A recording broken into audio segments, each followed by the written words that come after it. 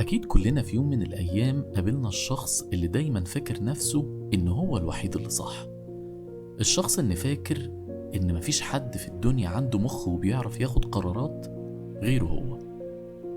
الحقيقة إن الشخص ده كل مرة بيقف قدام نفسه في المراية بيشوف راجل دايما على حق، دايما ما بيغلطش، ودايما شايف إن كلامه هو الصح الوحيد. بيفتكر إن التمسك بالرأي ده هو الفوز المطلق، وإن التراجع ضعف. بس الحقيقة بقى، والحقيقة اللي هو شخصيا غافل عنها، إن عناده ده بيبعده عن ناس كتير جدا، بيخسروا فرص وأوقات، وبيفقدوا حاجات كان ممكن يكون أكتر سعادة بيها. خلينا النهاردة نتكلم عن الإنسان اللي شايف نفسه دايما صح، ونعرف مع بعض إزاي عناده بيكون سبب خسارته بدل ما يكون سبب نجاحه. الشخص ده ما بيبقاش شايف إن هو عنيد، هو بس بيقول على نفسه إن هو واثق من نفسه، شايف إن القوة في إنه يثبت رأيه للنهاية، حتى لو الناس كلها سابته وبعدت عنه، حتى لو قلبه نفسه وعقله قالوا له ارجع انت غلطان. اللي حواليه لما بيحاولوا يفتحوا له أبواب جديدة للفهم يجري على طول ويقفلها ويقول أنا عارف أنا بعمل إيه.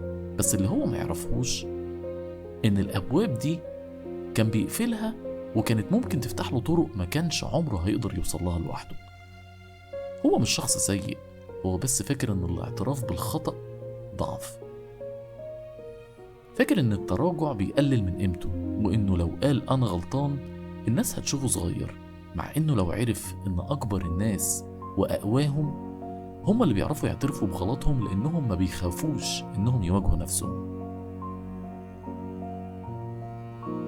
الناس اللي حواليه بدأت تبعد واحدة ورا التانية، بدأ يلاقي نفسه لوحده، مش عشان بيكرهوه، بس لأنهم تعبوا من محاولات الفهم، من المعارك اللي دايما بتبدأ كل ما يقولوا له رأي مختلف.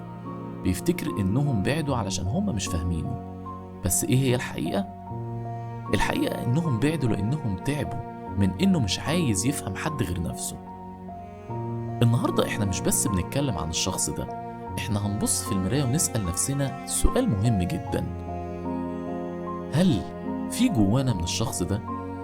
هل إحنا كمان ساعات بنرفض نشوف الحقيقة عشان شايفين نفسنا دايما صح؟ وهل يا ترى بنخسر وإحنا فاكرين إننا بنكسب؟ خليكم معايا، لأن الكلام اللي جاي ممكن يفتح باب جديد، باب اسمه أنا مش دايما صح ومش لازم أكون صح. يمكن تكون بتسمع دلوقتي وبتفكر، بس خلينا نكمل ونغطس أعمق وأكتر من قبل كده.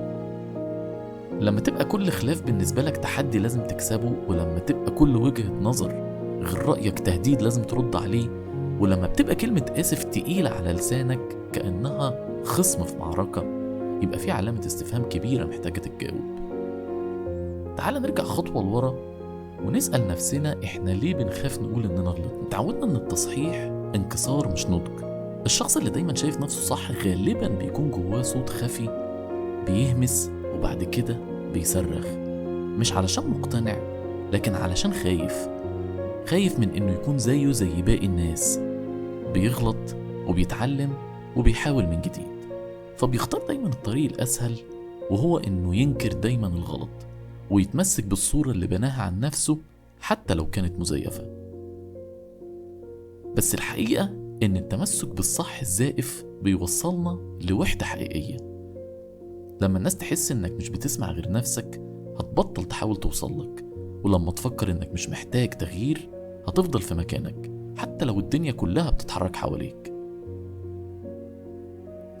في الجزء الجاي من حلقتنا هندخل جوه التفاصيل الصغيرة اللي بنعيشها كل يوم، وهنتكلم عن الإشارات اللي ممكن تكون بتقول لنا انت بتخسر وانت فاكر انك بتكسب. هنسمع حكايات ونسأل أسئلة مش بس عن الشخصية اللي حوالينا لكن عننا احنا، لأن أوقات الحقيقة بتبدأ بسؤال بسيط جدا: هو أنا غلطت ولا أنا صح؟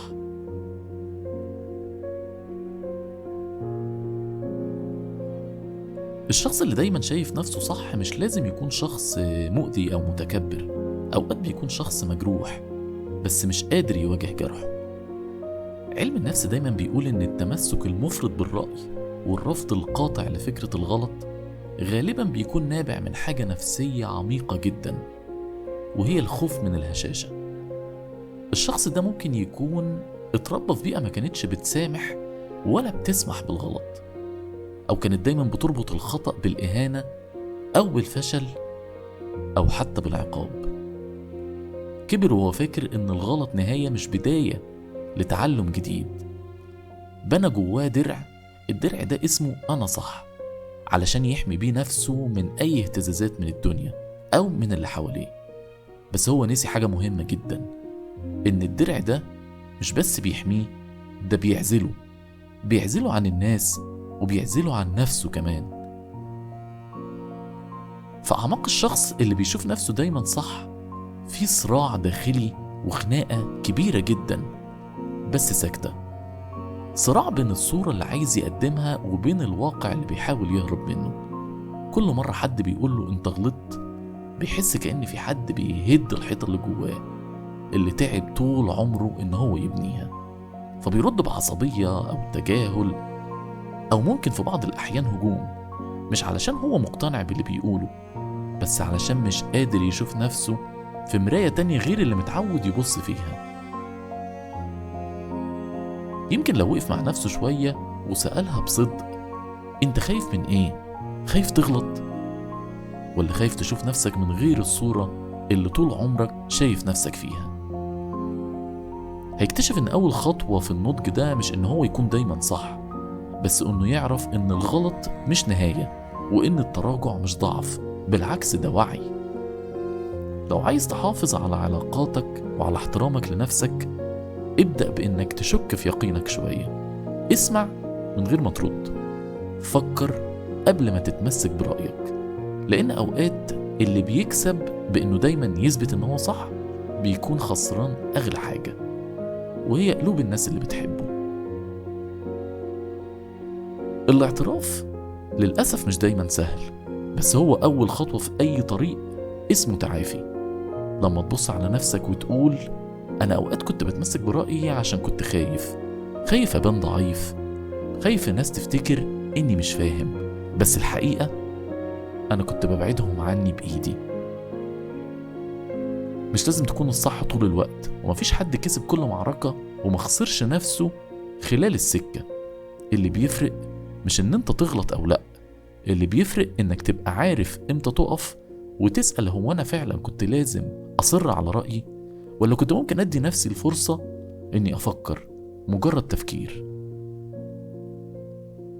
التعافي مش معجزة بتحصل في يوم وليلة، هو قرار بسيط جدا بيتاخد بهدوء، ولكن عشان تاخده محتاج منك لازم تركز وتاخد القرار ده في الوقت الصح.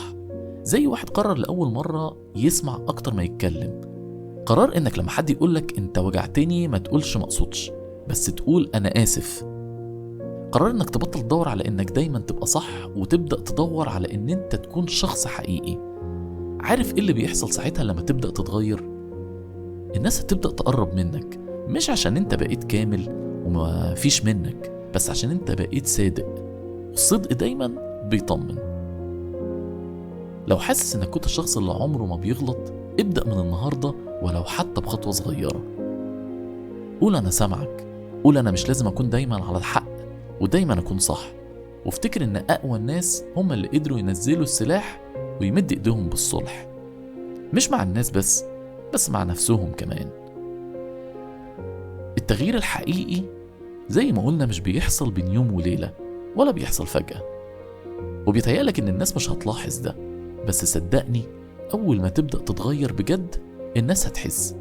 بيبدأوا يلاحظوا إن صوتك بقى أهدى، إنك بدأت تسأل قبل ما تحكم، بقيت بتسكت أوقات مش ضعف منك بس علشان تدي فرصة لنفسك تفكر. وبيبدأ اللي كانوا بعيد يرجعوا واحدة واحدة، ولكن بحذر. اديهم وقتهم وهتلاقي إن عندهم أمل كبير إنهم يرجعوا لك، لأنهم دايما كانوا مستنيين اللحظة دي من زمان. لحظة إنك تبطل تحاول تكون نسخة مثالية وتبدأ تكون إنسان عادي. مفيش مانع إنك تتراجع وتقول أنا كنت قاسي أو أنا ما كنتش سامعك. دي مش جمل ضعف، دي جمل ناس نضجت وكبرت. عارف، كل مرة بتقول فيها أنا آسف وأنت فعلا قصدها انت مش بس بتصلح اللي قدامك، انت كمان بتداوي جرح قديم جواك، جرح اتخلق من فكرة انك لازم تبقى صح علشان تتحب. بس الحقيقة انت تستحق تتحب فعلا، حتى وانت مش دايما صح، حتى وانت بتتعلم وبتقع، والأهم انك بتقوم. خد نفس وبص حواليك، يمكن في حد مستني منك كلمة بسيطة، يمكن مستني حد يسمع صوتك وانت بتقول انا اتغيرت. ومش عيب اني كنت غلطان، العيب اني استمر وانا عارف اني غلطان.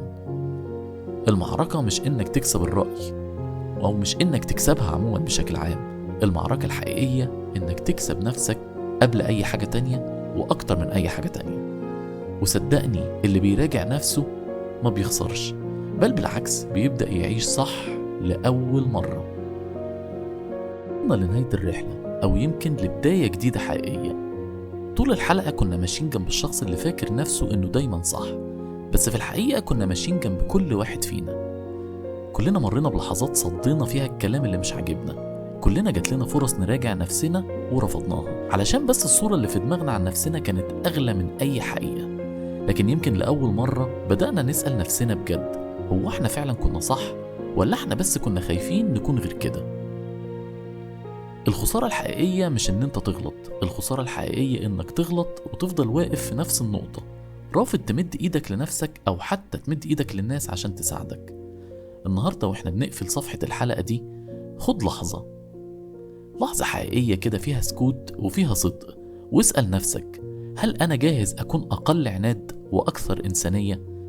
يمكن دي تكون فعلا اول مرة انت صح، لانك قررت تسمع مش بس ترد، تتغير مش بس تتمسك. يمكن في نهاية كل ده تكتشف انك مش محتاج تكسب كل مرة، مش لازم تكون الصح ولا الأذكى ولا الأسبق بالكلام. كل اللي انت محتاجه انك تكون حاضر وتسمع وتتعلم، تتراجع لما تحس انك جرحت او جريت بسرعة وعديت حدود مش من حقك انك تعديها.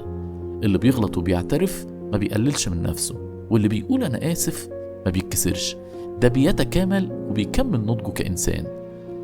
يمكن بعد الحلقة دي ترجع تتكلم مع شخص كنت زعلته زمان، يمكن حتى تكتب له رسالة، يمكن بس تسكت شوية مع نفسك وتفكر. ولكن الأكيد أنك لو خرجت من هنا وفي قلبك نية حقيقية أنك تتغير، فأنت فعلا بدأت تكسب نفسك.